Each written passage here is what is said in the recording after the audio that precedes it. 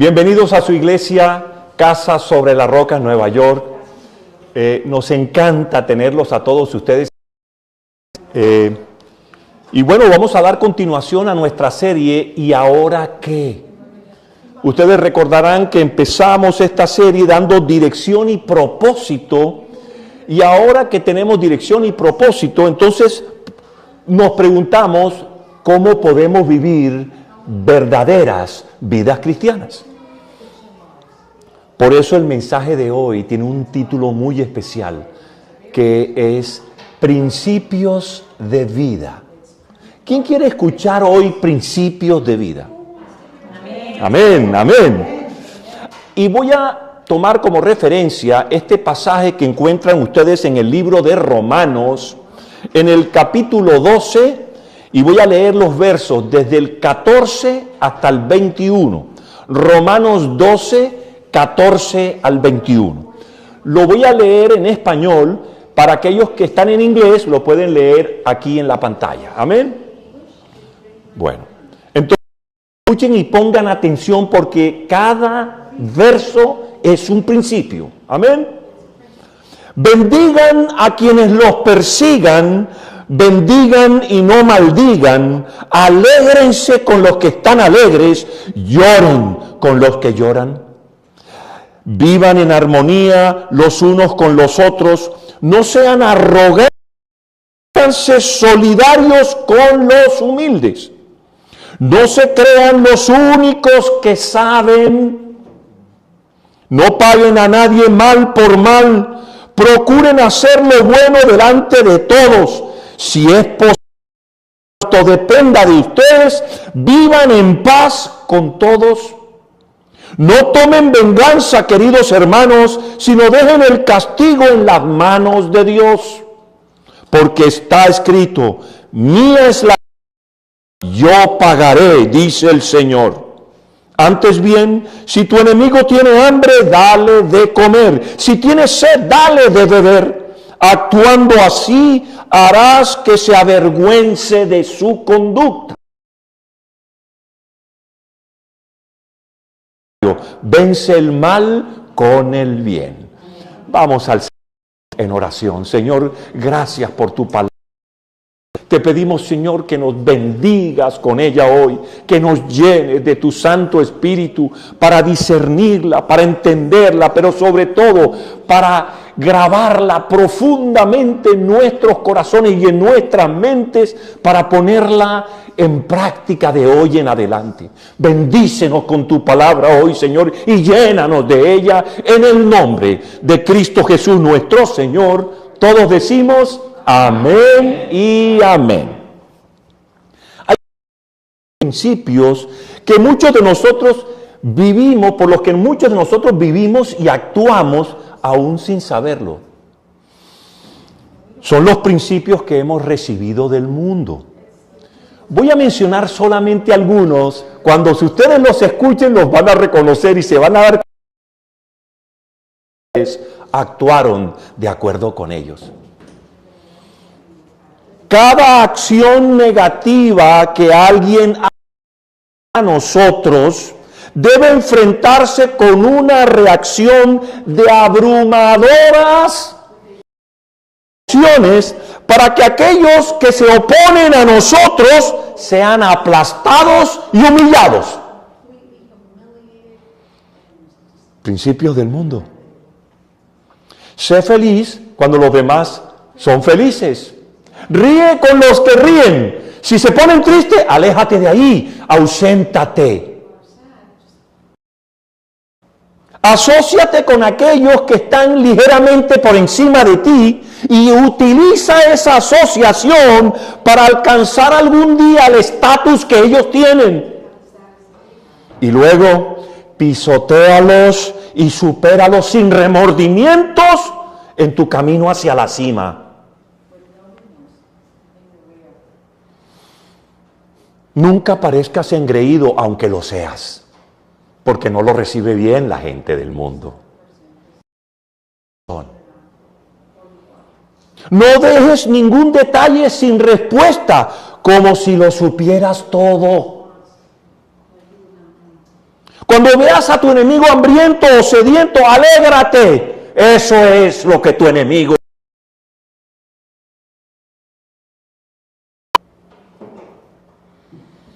Los valores de esta época, querido, básicamente dice que obtengamos, que tomemos, si es necesario, a las malas, lo que creemos que merecemos y un poco más.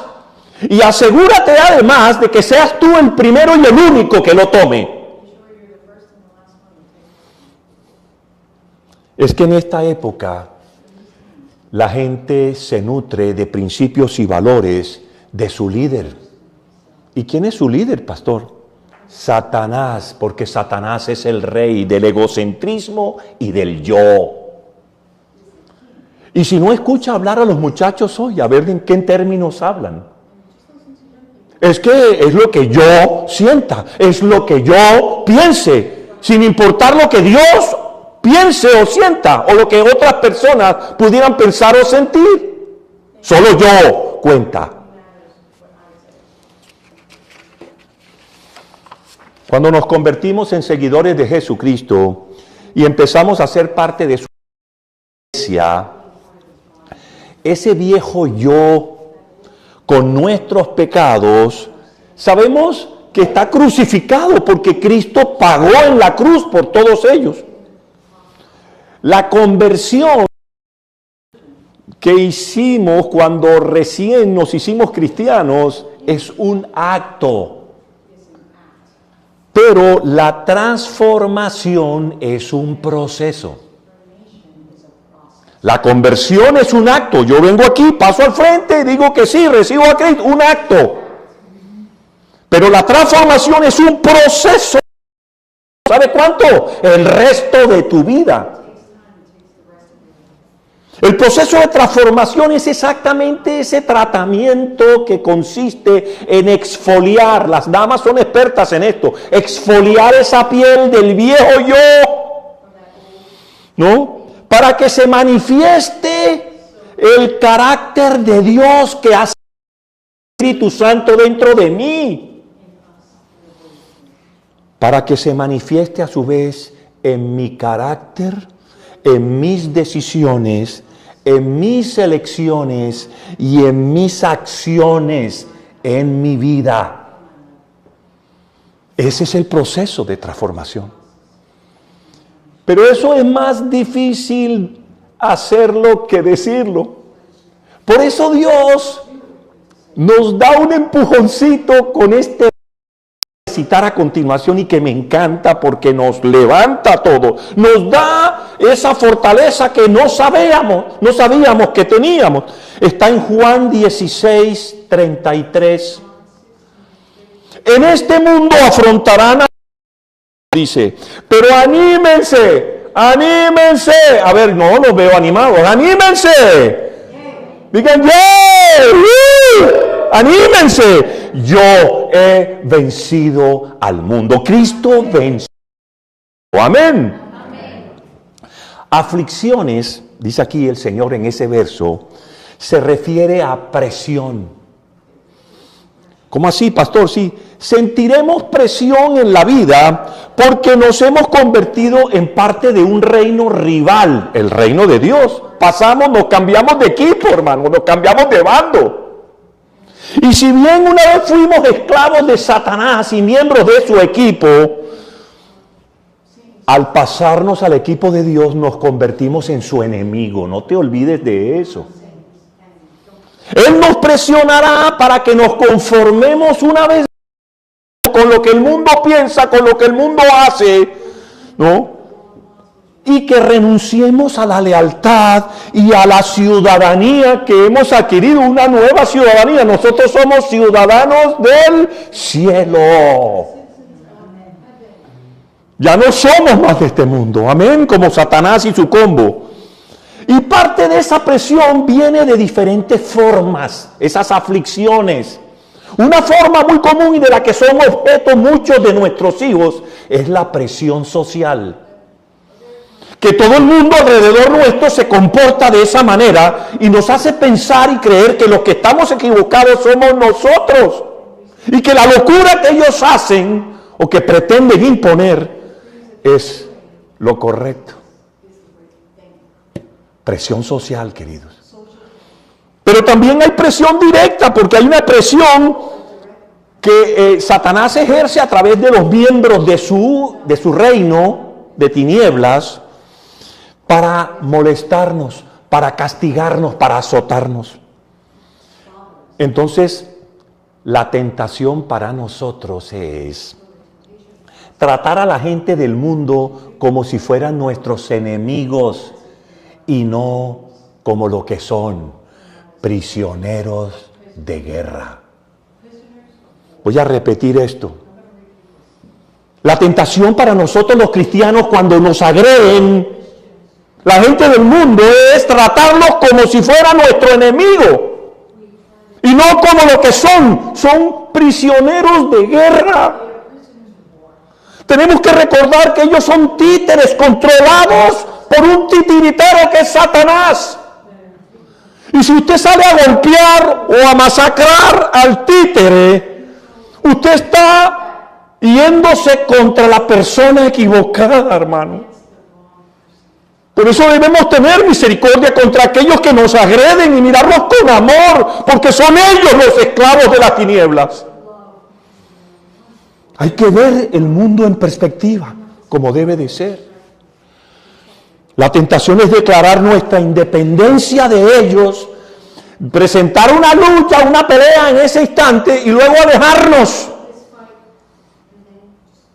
en lugar de comprometernos a redimirlos, a liberarlos mediante el arma más poderosa que tenemos nosotros los cristianos, que es el Evangelio de Jesucristo. A partir del capítulo 12 del libro de Romanos, donde estamos ahora, Pablo nos instruye acerca de cómo vivir en paz en zona de guerra. Porque esto es una guerra, queridos. Es una guerra espiritual. ¿Y qué es lo que hace Pablo ahí? Empieza combatiendo esos valores mundanos que él apreciaba en su mundo, en su época, y les pone la contraparte, les pone al lado o enfrente un principio bíblico cristiano de cómo debemos vivir nuestras vidas para combatir, para afrontar esos valores y esos principios del mundo. A partir de nuestra conversión, queridos, debemos recordar una cosa. Si bien tratamos con gran cantidad de tentaciones, hay tres cosas que siempre vamos a tener que lidiar de manera diaria. Tres cosas, téngalo en cuenta esto que le voy a decir. La ira, el orgullo y la avaricia. Si nosotros logramos controlar esos tres monstruos, querido, usted está al otro lado, hermano. La ira, el orgullo y la avaricia. Al dejarlas a un lado, nosotros comenzamos a ver con claridad y a entender cómo amar verdaderamente con el amor de Dios, con misericordia. Y usando como referencia el pasaje que leímos al comienzo en Romanos 12, quisiera darles a ustedes lo que yo creo que son esos valores cristianos que reemplazan esos valores mundanos con los que hemos crecido y los que vemos modelando a todas las personas en la calle y en nuestra cultura de hoy. Así que voy a comenzar analizando los versos de ese pasaje. Voy a empezar con los versos 14, 15 de Romanos 12, donde estamos. Amén. Versos 14, 15. Voy a leerlo de nuevo. Dice: bendigan a quienes los persigan. Miren. Bendigan y no maldigan. Alégrense de los que están alegres. Lloren con los que lloran. Que hay que alegrarse, pero también hay que llorar. Y estos versos, ¿sabe de qué hablan? De persecución. Me impresiona mucho esto. Y ya dijimos que nosotros debemos pensar en los que nos persiguen para herirnos o dañarnos como prisioneros de guerra y no como enemigos a los cuales hay que destruir. Y ya les dije por qué. Debemos recordar ¿no? Como ya dijimos, de que son solo los títeres en manos de un titiritero. Tiene unos hilos que ustedes no pueden ver, pero que Satanás controla, y esas personas solo hacen lo que Satanás dice. Querido, déjame recordarte que tanto esas personas como nosotros, tanto como nosotros, necesitamos el amor de Dios. Y si nosotros utilizamos las técnicas del mundo para contrarrestar y para ganar la batalla, quizás ganemos la batalla en el momento, en el calor de la situación, pero la pregunta es, ¿hemos arriesgado quizá la posibilidad de perder la guerra por su alma? Por el alma de esa persona. ¿Y qué si dicen cosas agradables sobre ti? ¿Y qué si hacen cosas desagradables contra ti? Te pregunto, ¿qué es más importante, tu orgullo o el estado eterno del alma de tu agresor? Es algo que tienes que pensar y decidir, porque eso es la batalla diaria. ¿Cómo confrontar a la gente que te hiere, que te daña, que te ofende, que viene contra ti? Porque ese es el mundo hoy, es un mundo agresivo. Ustedes lo saben. Lo primero que tenemos que hacer como cristianos es ser empáticos. Empáticos viene de empatía. La gente verá a Jesús en ti cuanto más los ames y menos los juzgues. Y con esto no quiero dar una señal de aprobación al pecado de estas personas. Lo que quiero decir es que los prisioneros de guerra, esos que nos atacan, están siendo duramente golpeados por el enemigo, porque recuerda que Satanás es puerco.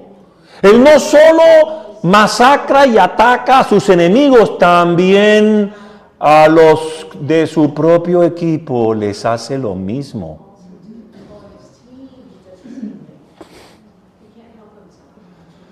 Las victorias de la vida, queridos, pueden impulsar a las personas a reconocer a Dios, pero solo las tragedias, escúchame bien, solo las tragedias pueden hacer que una persona ya se doblegue y se arrodille y reconozca la necesidad de un Salvador.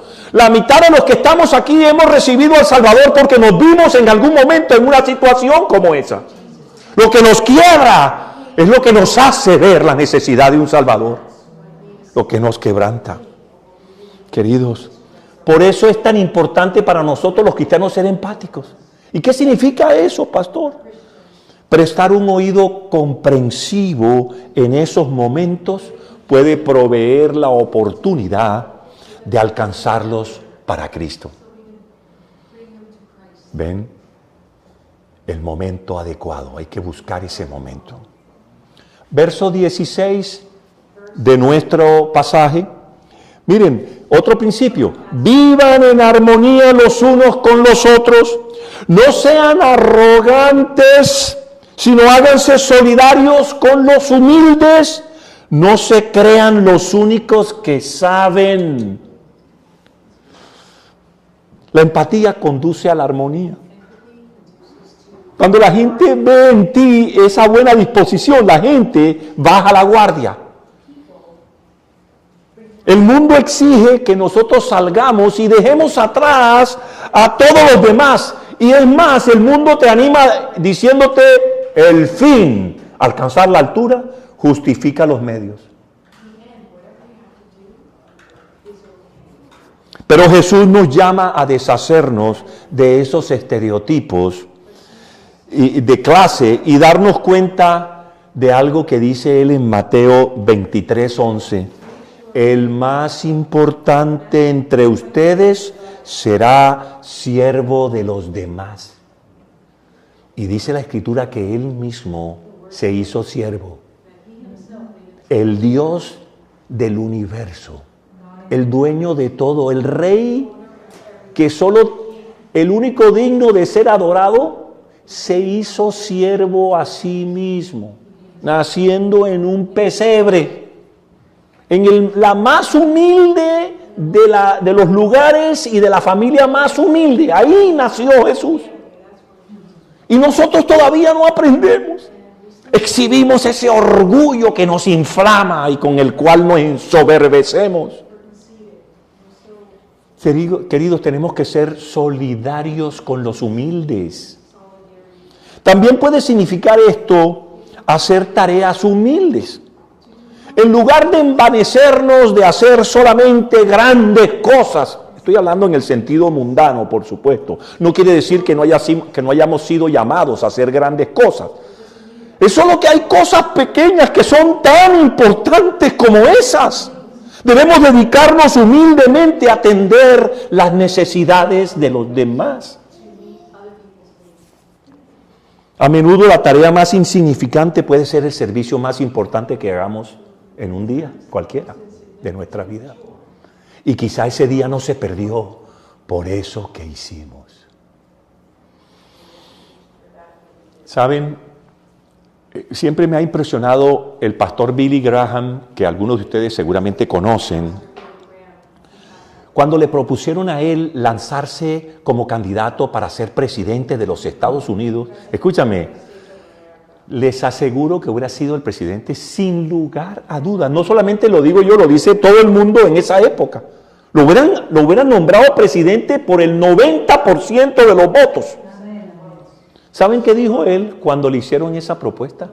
La rechazó y dijo: he sido llamado a más altos destinos que la Casa Blanca. Un predicador, un hombre humilde, sencillo.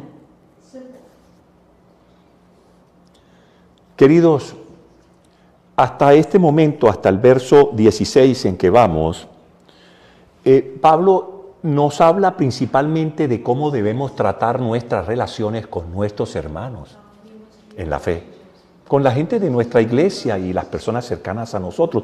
Pero a partir del verso 17 vamos a empezar a ver cómo Pablo empieza a decirnos cómo relacionarnos con los que yo voy a llamar precristianos. ¿Por qué? Porque son cristianos en potencia, son la gente del mundo. Pero está en tu mano y en la mía hacer que se conviertan en lo que tú y yo somos. ¿Amén? Bueno, cristianos potenciales. Entonces, verso 17, escuchen cómo lidiar con la gente de afuera. No paguen a nadie mal por mal, porque ¿qué podemos esperar de ellos? El mal. Pero nosotros no podemos pagar con la misma moneda. Procuren hacer lo bueno delante de todos. Es que devolver mal con mal es usar la moneda de esta época, hermano. Y no nos diferencia en nada de los prisioneros de guerra con los cuales estamos combatiendo. Pero amar cuando nos odian, eso es algo completamente diferente, es algo que sobresale inmediatamente. ¿Se imagina uno mostrarle amor a alguien que te odia? Pablo dice que en lugar de sucumbir a la tentación de atacar a estas personas, porque ya les dije, son títeres controlados por el titiritero, hagas lo que hagas, asegúrate siempre de que lo que vas a hacer sea honorable e irreprochable, que tú no vas a tener después que lamentarte por lo que dijiste o hiciste. Duro, ¿no? Miren, Mateo 5, 46, 47. Si ustedes, miren lo que dice la Escritura, querido, esto es, yo diría que doloroso, porque cuando lo leemos nos damos cuenta cómo fallamos nosotros.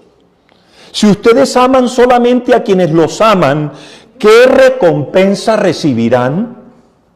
¿Acaso no hacen eso hasta los recaudadores de impuestos? Quiero recordar que los recaudadores de impuestos estaban en la más baja nivel social en la sociedad judía.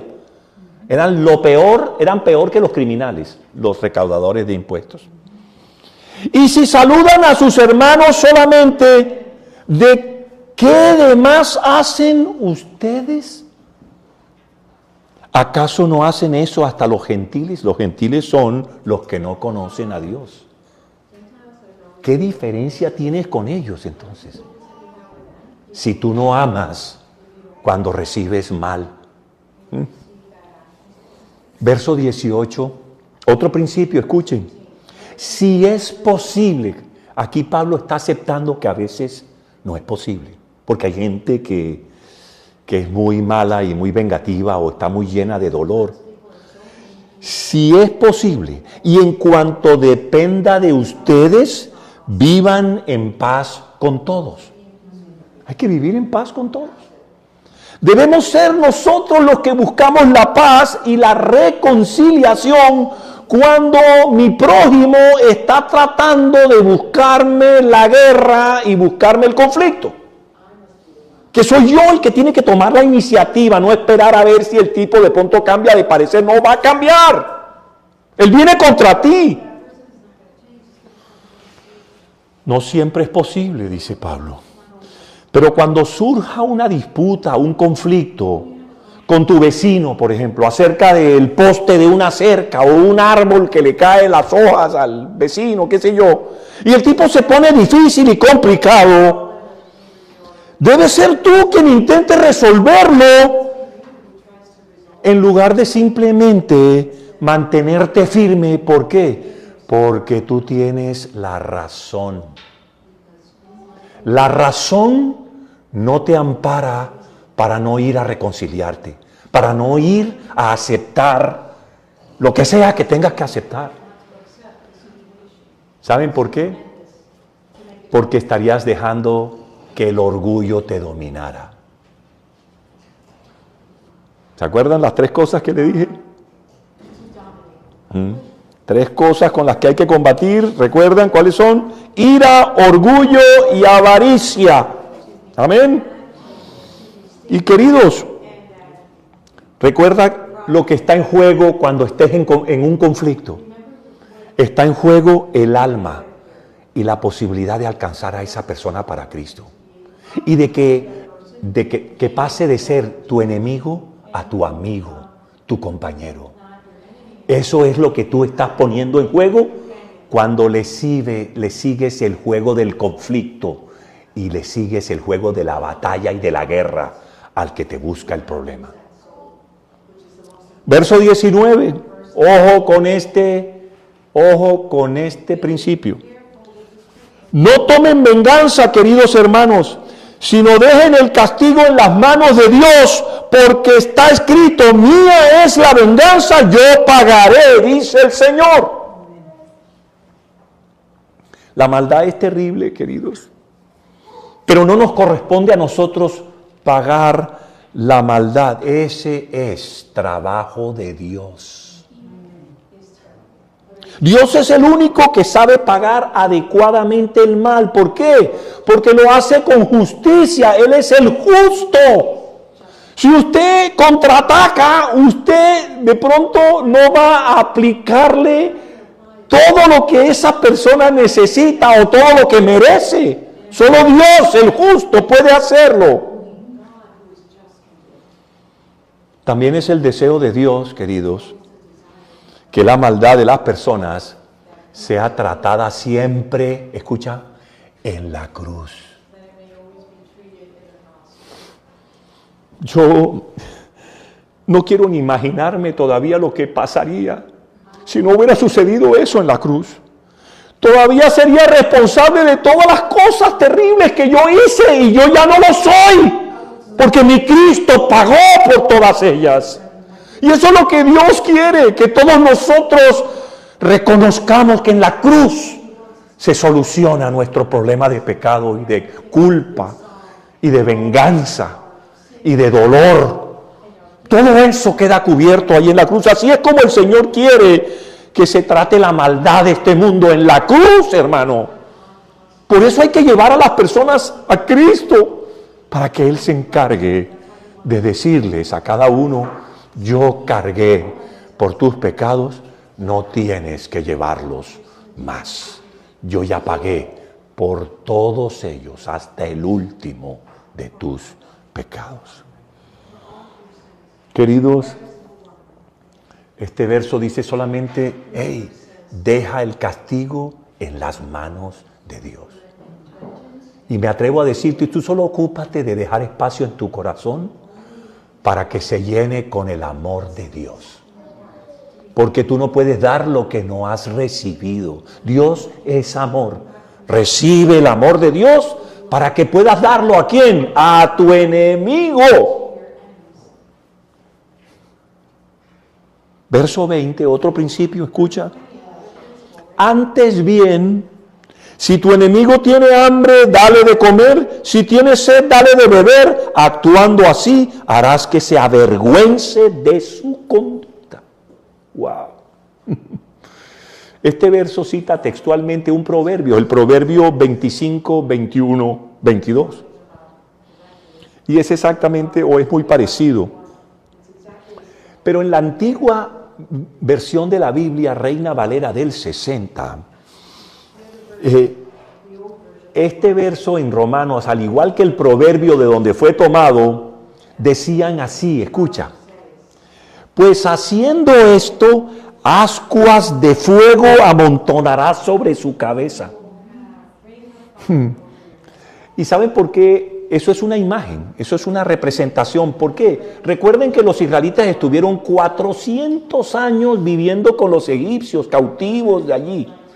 Y los egipcios tenían una costumbre muy particular. Y la costumbre es que ellos llevaban o solían llevar una cacerola en la cabeza con ¿cómo se dice? Con brasas ardientes en señal de arrepentimiento. Aunque no conocían a Dios, pero en señal de arrepentimiento hacían eso. Entonces esa costumbre fue asimilada por los judíos. Por eso Pablo menciona eso allí. Pero más allá de eso, quiero decirles que a mí también a veces me encantaría arrojarle brasas ardientes en la cabeza a algunos, ¿viste? Y verlos sufrir un poco de tanto que me han hecho sufrir a mí. Sin embargo, que puedan ver en nosotros la bondad mientras enfrentamos su maldad, puede ser lo único que abra su duro y frío corazón al amor de Dios. Esa es la única oportunidad de que su frío corazón pueda ver y distinguir lo que es el verdadero amor de Dios del mal que ellos hacen. Verso 21, principio. No te dejes vencer por el mal, al contrario, vence el mal con el bien. Esta es la conclusión del pasaje, es el último verso. Creemos que la fuerza bruta es la forma de enfrentar y superar nuestro entorno hostil. Entonces, si allá vienen con furia, yo duplico mi furia. Los principios que vimos al comienzo, ¿se acuerdan? Pero es realmente el amor lo único que contrarresta eso. ¿Saben por qué? Porque cuanto más cedemos a la tentación de actuar como actúa el mundo, es decir, reprimiendo de la misma manera como ellos lo hacen contra ti, más se filtra el mundo en ti, más se te mete y más quieres seguir actuando como lo hacías. Por eso nosotros tenemos que rechazar eso. Ese es el peligro que corremos nosotros. Cuanto más reaccionemos con amor y veamos la situación en perspectiva, como les decía, podremos mover a otros a amar a Dios. Cuando logramos mover a nuestro enemigo a amar a Dios, ¿saben qué hacemos? Estamos venciendo el mal con el bien. ¿Dónde está el mal entonces? Si el otro que era tu enemigo ya no lo es, porque conoció la verdad y la verdad lo hizo libre. Pero entonces, ¿qué hacemos, pastor, con esos sentimientos que experimentamos cuando la gente nos trata mal? ¿Los reprimimos y ponemos cara de hipócritas y sonriendo? No. Quiero poner como ejemplo a un hombre que se llama David, el rey David. Que él, ¿saben qué? Me gustó siempre porque él nunca se anduvo con rodeos con Dios. En la privacidad, cuando oraba a Dios, él le expresaba lo que sentía su corazón. ¿Quieren escuchar uno de sus salmos? Escuchen para que veas tú lo que traía ese hombre adentro, el veneno que traía. Miren, Salmo 10, versos 13 y luego voy a leer el verso 15. Miren, ¿por qué te ha de menospreciar el malvado? Le está diciendo a Dios. ¿Por qué ha de pensar que no lo llamarás a cuentas? Rómpeles el brazo al malvado y al impío. Pídeles cuenta de su maldad hasta que la maldad desaparezca. Miren cómo le habla. Ese es un corazón con resentimiento, con dolor. Porque fue muy atacado David. Fue muy agredido. David tuvo que sufrir demasiado y llevó la carga de su pesar. Pero ¿qué hacía él? Iba donde el Señor y le descargaba. Ahí están sus salmos como prueba. No con las personas, con Dios.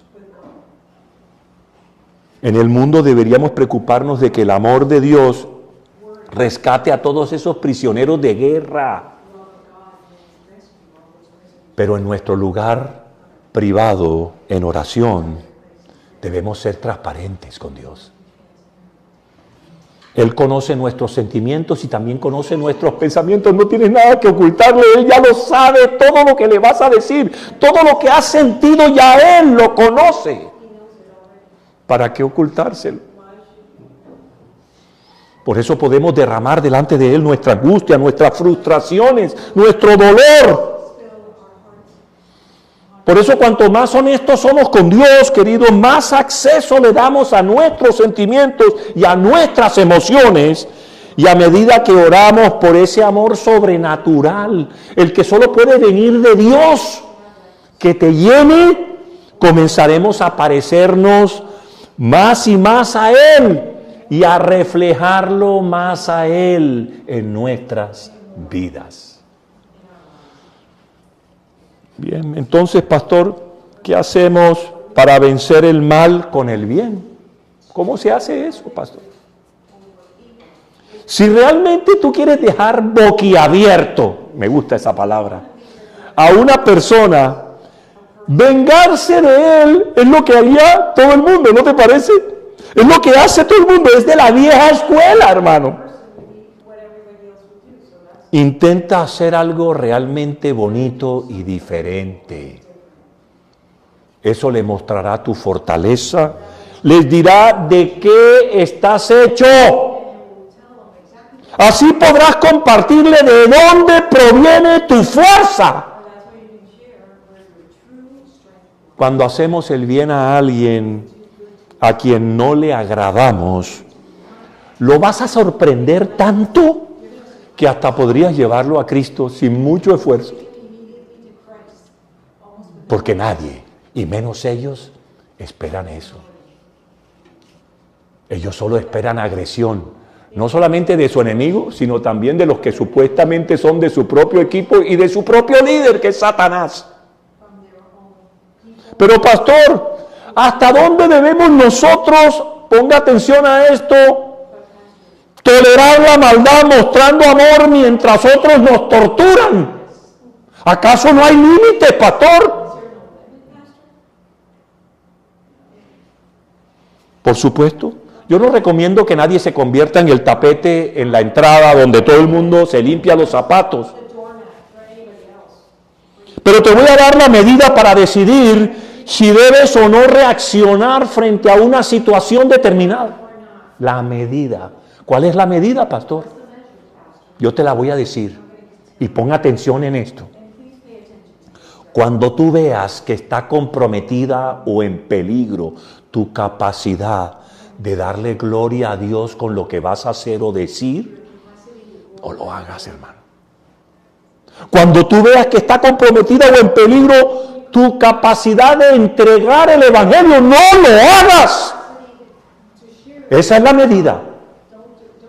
Ojo con lo que va a salir de tu boca, ojo con lo que vas a hacer para agredir a otro. ¿Saben? Me encanta Pablo por eso, porque Pablo nos dio ejemplo de eso tantas veces. Les traje solo un ejemplito y voy a leer solo unos versos para mostrarle cómo reaccionó Pablo y cómo él puso límites. Amén. Él dejó muchas veces pasar el daño físico, la agresión contra él. Cuando hace su recuento de su vida, dice, tantas veces lo azotaron, tantas veces lo apedrearon, tantas veces lo metieron a la cárcel, pero cientos de veces. Pero miren lo que pasa en el libro de Hechos, capítulo 16, 37, 39, y aquí habla Pablo, después que lo habían metido a la cárcel. Observa. Pero Pablo respondió a los guardias en la cárcel: ¿cómo? A nosotros que somos ciudadanos romanos, que nos han azotado públicamente y sin proceso alguno, y nos han echado en la cárcel, ahora quieren expulsarnos a escondidas.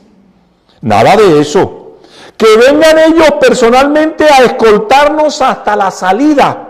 Los guardias comunicaron la respuesta a los magistrados. Estos se asustaron cuando oyeron que Pablo y Silas eran ciudadanos romanos. No podías hacer eso contra un ciudadano romano sin juicio. No era posible. El derecho romano. Así que fueron a presentarle sus disculpas. Los magistrados fueron a disculparse con Pablo y con Silas a la cárcel. Los obligó él a ir. Los escoltaron desde la cárcel pidiéndoles, ya no fue exigiéndoles, sino pidiéndoles que se fueran de la ciudad para evitar más conflictos. Queridos, lo que Pablo está haciendo aquí es llamarle la atención a los funcionarios de la ciudad por arrestar y castigar a ciudadanos romanos sin el debido juicio, es decir, a ellos. ¿Y por qué hace esto? Está poniendo un límite, como dije. Porque él necesitaba proteger un pequeño grupo de cristianos que había en esa ciudad contra esa persecución que se había desatado contra los cristianos. Entonces la única forma de poderse ir él y dejar a esta gente tranquila que pudiera ejercer su fe era cuestionando a los funcionarios que estaban pretendiendo y que los habían castigado a ellos, sacando provecho de eso. ¿Y cómo lo hizo? Públicamente. Los exhibió públicamente. Entonces, ¿qué fue lo que hizo? Les dijo: ¡hey! ¿Ustedes quieren? No, señor. Los cuestionó. Y lo que hizo fue hacer que echaran para atrás la orden que habían dado inicialmente de haberlo azotado a los cristianos, de haberlos golpeado, de haberlos metido a la cárcel. Aunque era porque eran ciudadanos romanos, Pablo usó su inteligencia para que públicamente borraran eso. Y los exhibió. ¿Y qué pasó? Ese grupo permaneció en la ciudad sin ningún problema y sin ningún peligro. ¿Ven lo que hizo Pablo? Nosotros debemos actuar con inteligencia de igual manera. ¿Qué es lo primero que nos negamos cuando nos dejamos arrastrar por nuestros sentimientos y nuestras emociones? Nuestra ira contra el títere. ¿Saben qué? Yo les voy a dar un consejo. Cuando alguien venga a agredir a usted gritándole o algo, mírelo con los ojos de Cristo, que son ojos de compasión. Y segundo, mírelo como lo que es. Un pobre títere que está haciendo, que tiene unas, y por eso palmotea tanto. ¿Usted ha visto que siempre palmotean los que están iracundos? Es porque tienen unos hilos que los mueven así y palmotean. Véalos como lo que son: títeres manipulados, manejados por el titiritero que es Satanás. Pastor, ya para terminar, ¿podría decirnos, pastor, cuál debe ser entonces tu posición en la vida? ¿Asociarte con los humildes y no ser engreído ni orgulloso? Pastor, ¿cuál debe ser entonces tu lugar frente a la cultura?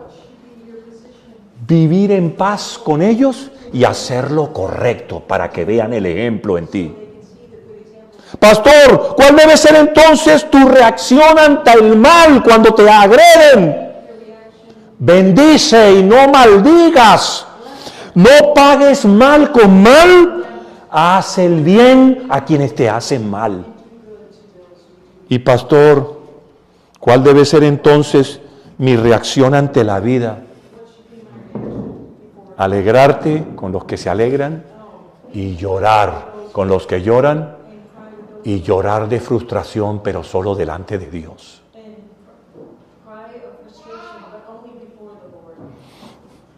Y voy a terminar con este verso que creo que resume un poco lo que hemos dicho hoy, en Primera de Juan 3, 16, 18. Escucha. En esto conocemos lo que es el amor. ¿Alguien quiere saber lo que es el amor? Aquí el Señor está por decirlo. En que Jesucristo entregó su vida por nosotros, así también nosotros debemos entregar la vida por nuestros hermanos. Si alguien que posee bienes materiales ve que su hermano está pasando necesidad y no tiene compasión de él, ¿cómo se puede decir que el amor de Dios habita en él? Queridos hijos, no amemos de palabra ni de labios para afuera, sino con hechos y de verdad. Esa es la palabra de Dios, queridos. Ponte a disposición de Dios, te animo. Deja que te transforme para que te pueda usar. Ama genuinamente, incluso aquellos que no aman o que no pueden amar. Y que Dios te bendiga, querida iglesia.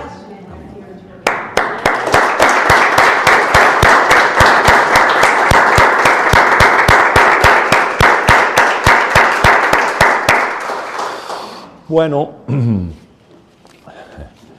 vamos enseguida. ¿Qué les parece si hacemos una oración? Creo que esto quedó incompleto sin una oración, ¿no les parece? Bueno, oremos. Inclina tu rostro ahí donde estás y oremos. Señor, yo te doy gracias, Padre, por este tiempo y esta oportunidad que nos concedes de poder levantar una oración a ti, Señor. Dios, tú conoces nuestros sentimientos y nuestros corazones, Señor. Tú sabes, Señor, las cosas que hemos sentido, que hemos vivido, que hemos llegado a pensar, Señor, y que nos han hecho cuestionar nuestros principios, que nos han hecho cuestionar nuestra forma de ser y de vivir, que han hecho temblar, Señor, nuestro testimonio de vida delante de ti, Señor, y delante de los demás. Por eso, Dios, yo te ruego que tú me llenes de tu fuerza, pero sobre todo de tu amor. Permíteme ver, Señor, a esas personas allá afuera en la calle, esos que me agreden, esos que vienen contra mí con ira, con furia, Señor, sin motivo ni razón ninguna. Permíteme tratarlos con amor, Señor. Permíteme responderles con amor, Señor. Permíteme, Señor, no dejarme ofender, Señor, porque sé que lo que dicen, lo que hacen, lo que piensan, todo es resultado de aquel que los manipula, que los controla, que los maneja, Satanás. ¿Cómo habría yo de herir al títere, Señor, cuando mi guerra, Señor, es contra el titiritero, Señor? Por eso, Dios, hoy vengo a ti en oración, Señor, y de rodillas, Señor. De rodillas delante de ti, Señor. Quiero pedirte, Señor, que me ayudes, Señor, a superar, Señor, situaciones en las cuales se vea comprometida, Señor, mi integridad como cristiano, Señor. Que se vea comprometida, Señor, mi capacidad de darte honra y gloria a ti, Señor. En esos momentos de efervescencia y calor, cuando la ira me sobrepasa, Señor. Cuando el orgullo me llena, Señor. Cuando la avaricia, Señor, me impide, Dios, pensar con claridad.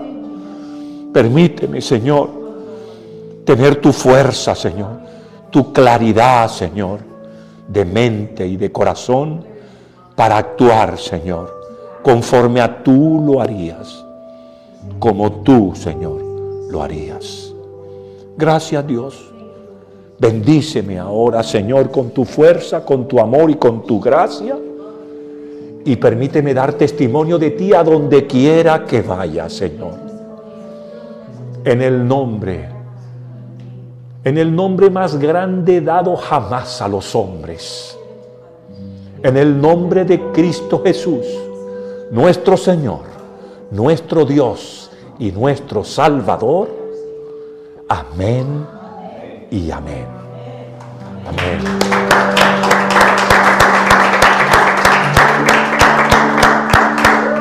Bueno,